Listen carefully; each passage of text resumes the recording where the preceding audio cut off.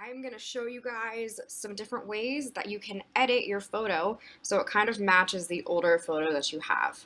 All right, so this is a picture of me when I was really little. And when I was taking my new photo, I wanted to copy the way I was standing. I wanted to copy my facial expressions. I wanted to copy this like ruffly little neck piece. And I also wanted to make sure that there was both a table and a chair. So here we go. We're going to click Pixlr E. We're going to open our image. Here it is. It might take a second.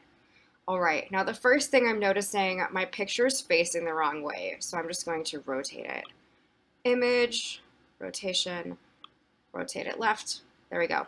Now, if I look back at this picture of me, it needs to be cropped. Like basically there's not that much above my head and the picture is just a lot tighter. So we're gonna go ahead and crop it. Gonna get rid of some of this ceiling. We'll keep some of the table and we'll keep a little bit of the chair. Okay, and we're gonna click apply when we're ready. Okay, that looks pretty good. Now I'm noticing in kind of the corners of my photo, it is very greenish bluish. So I'm going to kind of mess with some different adjustments to try and match that color. So I'm gonna try temperature and tint so I can make the photo a little bit greener, a little bit bluer, and we'll see what looks good.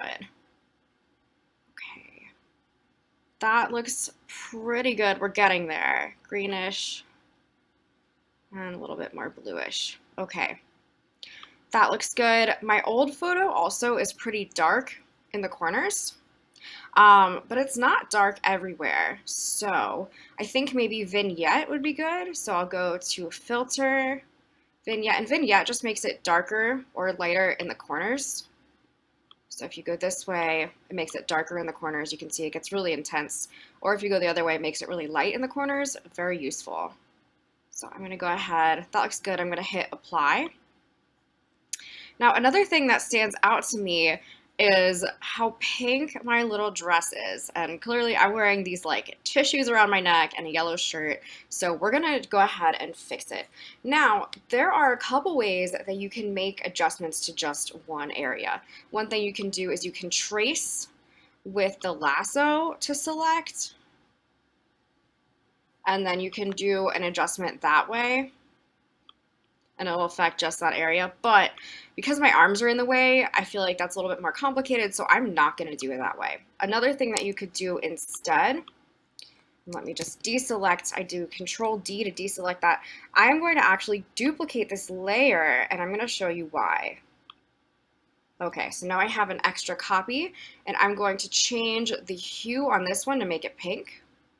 So hue and saturation. And you're just going to mess with the slider until it gets the color you want. Okay, that's pretty good. This is now way too intense, so I'm going to dial down the saturation a little bit. Maybe play with the lightness. Okay, there we go. That looks good. I'm going to hit apply. Now, we realize we just made this whole entire picture pink, and that's not what we want.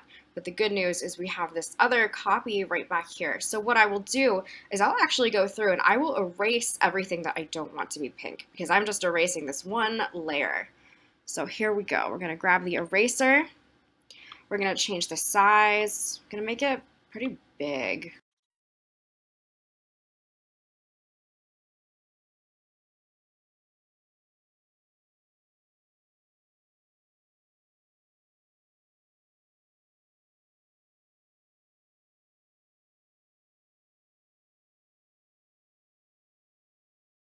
I just need to make a couple final changes before I'm ready. I'm looking at my old picture, and even though the corners are dark and kind of like bluish green, the middle is kind of peachy. So I think I'm going to need to add a little bit more red to kind of balance it out. So I'm going to make sure that my main image is selected, not my shirt, and I'm going to go ahead and adjust some stuff. I'm going to go to color balance, and let's see what it looks like if I add more red. Okay. That looks a lot more natural. I'm going to go ahead and hit apply. Now, I'm noticing there's also a lot of highlights on my face, and it's pretty high contrast, so I'm going to mess with that as well. So I'm going to make it a little brighter and turn the contrast way up. All right, I think it's a little bit too bright. There we go. I'm going to hit apply. Now, a couple other things that you can do to kind of make your photo look older. If you go to filter and then details, oops, one of the options is grain. In my old photo, you don't see all the grain. Grain is kind of like dots, like colored dots, especially if you used an older digital camera or really old film. Mine actually is kind of smooth, so I'm going to try out the blur and see how that goes. Okay, that looks pretty good. Maybe a little bit too much. All right, I will hit apply. And really, you just kind of need to go through and see what types of different changes can you make to match your old photo. I am pretty happy with this, so I would go ahead and download it. So you're just gonna save it, turn the quality up all the way, and hit download.